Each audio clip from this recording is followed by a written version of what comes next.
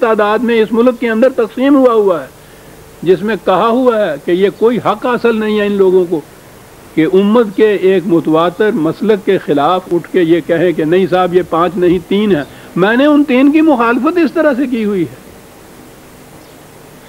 اور کہا یہ رہا ہے کہ اس سے ایک فرقہ نیا پیدا کر دو گے، چنانچہ وہ فرقہ پیدا ہو گیا۔ وہ ایک چھوٹی سی مسجد لیے ہوئے کہیں سمنا آباد میں، وہ وہاں پتہ نہیں 5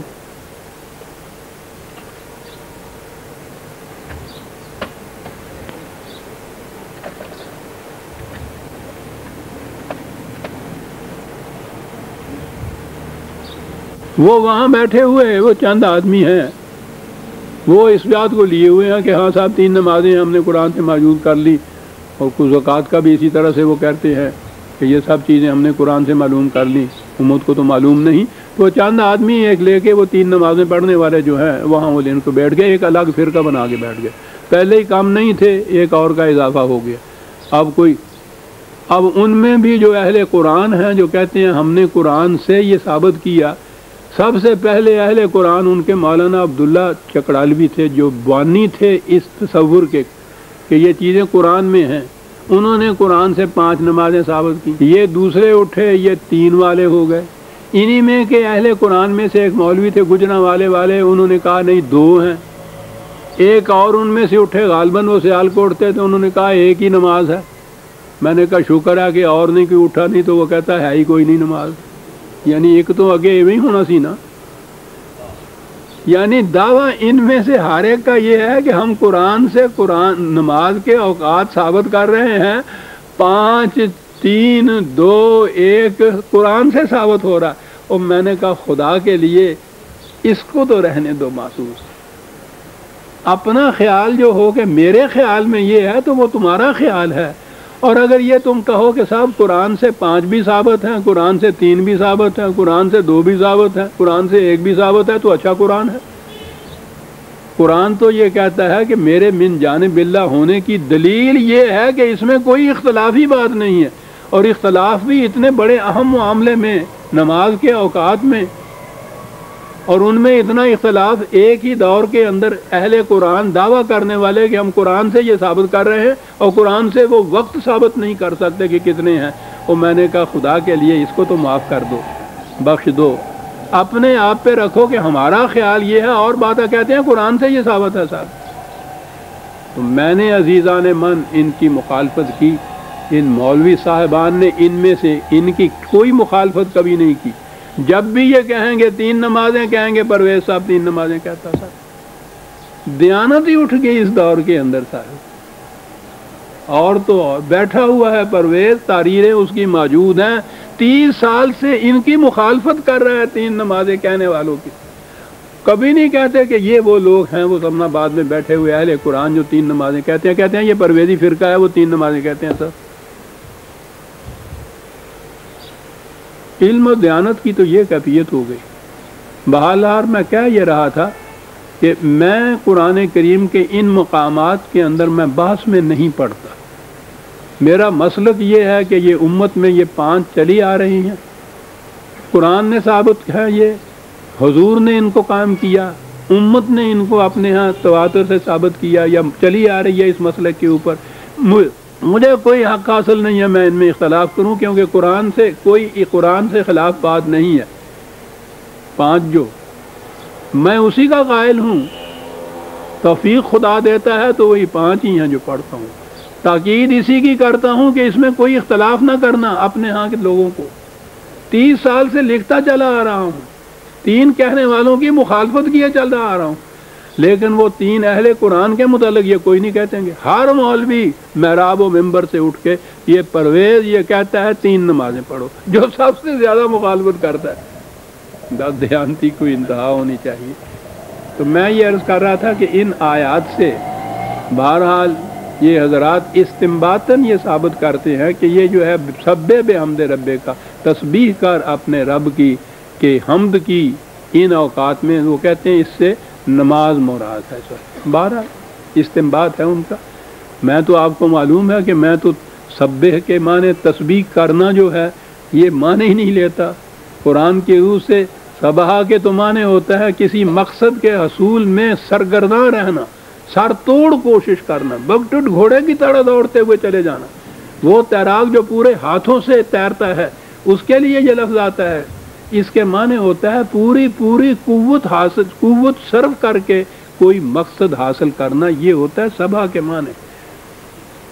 تو میرے مفہوم کے اعتبار سے تو یہ ہے کہ خدا کے نظام ربوبیت کو وجہ حمد و ستائش بنانے کے لیے ہر وقت مصروف کار رہو، صبح شام رات کو۔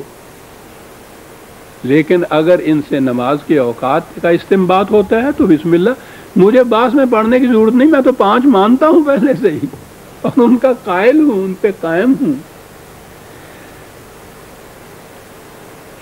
لیکن یہ جو میں نے عرض کیا ہے کہ یہاں نماز نہیں بلکہ یہ جو ہے کہ لگاتار سر توڑ کوشش کیے جاؤ، اس نظام کو پہلے ہے وَاصْبِرْ عَلَىٰ مَا يَقُولُونَ، استقامت سے کام لو، ہمت سے کام لو، برداشت سے کام لو۔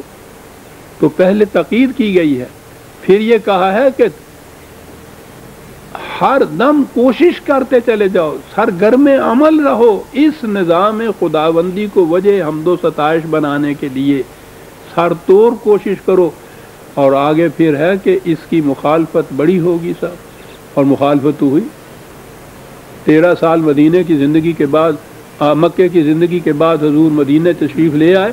اب ان قریش کو کوئی وجہ مخالفت ہونی نہیں چاہیے تھی، وہ تو چلے گئے۔ وہ آج کا مکہ اور مدینہ نہیں ہے کہ 2 گھنٹے میں یا 3 گھنٹے میں آپ وہاں پہنچ جائیں، اور ہوائی جہاز میں اگر جانا ہو تو شاید آدھے گھنٹے میں پہنچ جائیں۔ اس زمانے کا مکہ اور مدینے کے درمیان کے فاصلے 300 میل کے، اونٹوں کے اوپر سفر کرنے کا، صحراؤں کے اندر یہ آنے کا۔ کوئی مخالفت نہیں قریش کی ہو رہی، کسی قسم کا ان کو ڈر نہیں ہے، لیکن وہاں سے بار بار اٹھ کے چلے آ رہے ہیں۔ 7 سال تک آئے مختلف غزوات کے اندر۔ سوچئے کہ کیا معاملہ تھا یہ۔ زبردستی ان کو اسلام کے اوپر تو مجبور نہیں کیا جا رہا تھا۔ ان کے جو کہتے تھے جی ہمارے بتوں کو گالیاں دیتے ہیں، یہ تو چلے ہی آ رہے تھے وہاں سے، تو گالی کہاں دے رہی تھی آپ؟ یعنی ان کے ساتھ معاملہ ہی کوئی نہیں رہا۔ لیکن اس کے باوجود، اور وہ اسی لیے تھا، آج بھی جو یہ ہو رہا ہے، دنیا کی سپر پاورز جو کر رہی ہے کہ ہو نہ جائے آشکارا شرع پیغمبر کہیں، ان کو پتہ ہے کہ شرع پیغمبر اگر دنیا میں آشکارا ہو گئی، نہ نظام ملوکیت باقی رہے گا، نہ نظام سرمایہ داری، نہ نظام پیشوائیت باقی رہے گا۔ اس وقت بھی دنیا بھر کی یہ ساری قوتیں کوشش کر رہی ہیں کہ یہ مسلمانوں کا شعور بیدار نہ کہیں ہو جائے دین کے لیے، مذہب میں ان کو گم کر رکھو۔ ٹھیک ہے، جتنی جی چاہیں نمازیں پڑھیں، روزے رکھیں، یہ زکوٰۃ دیں، یہ حج کرتے رہیں، کچھ نہیں بگڑتا، لیکن دین پیغمبر جو ہے وہ اس کا شعور ان کے اندر نہ کہیں بیدار ہو جائے، پھر کسی قوت کا کچھ باقی نہیں رہ سکتا۔ یہ تھی جو قریش کے لیے وجہ مخاصمت تھی، اور یہی آج وجہ مخاصمت ہے۔ مسلمان قوتیں، مملکتیں بیچاری اس قابل ہے ہی نہیں کہ وہ ان کا مقابلہ کریں، لیکن ان کو ہر وقت یہ خوف کھایا جا رہا ہے کہ ان کے اندر یہ شعور بیدار نہ کہیں ہو جائے۔ یہ ہے چیز جس کے لیے وہ قریش مکہ 7 سال تک، تاکہ وہاں خود مکے میں ان کو شکست نہیں ہو گئی، لگے ہی رہے اس کے پیچھے، چین سے ایک دن نہیں بیٹھنے دیا۔ اسی لیے اس کے لیے کہا کہ یاد رکھو وقت وہ آ گیا ہے، غالباً یہ پہلی جنگ کے زمانے کا کی آیات ہوں گی، وَاسْتَمِعْ يَوْمَ يُنَادِ الْمُنَادِ مِن مَّقَامٍ قَرِيبٍ۔ معنی تو یہ ہے کہ کان لگا کے سنو اس آواز کو جو قریب مقام سے ہی آ جائے گی تمہارے کانوں میں۔ تو وہ آواز تو جنگ کا اعلان ہی تھا جو آئی آواز کانوں میں۔ پہلی لڑائی بدر کے مقام کے اوپر آئی، تھوڑے سے فاصلے کے اوپر مکے کے۔ یہ تو باہر سے نکل کے مدینے سے انہوں نے تو وہاں جا کے مدافعت کر لی، ورنہ وہ تو بڑھ کے آ گئے ہوئے تھے۔ جنگ کی منادیاں، جنگ کی آوازیں تو کانوں کے اندر آ رہی تھی۔ سنو، قریب کے مکان سے ہی اب یہ آوازیں آنی شروع ہو جائیں گی۔ یوم یسمعون الصیحۃ بالحق، ذالک یوم الخروج، جس دن وہ چیخ و پکار جو ہوگی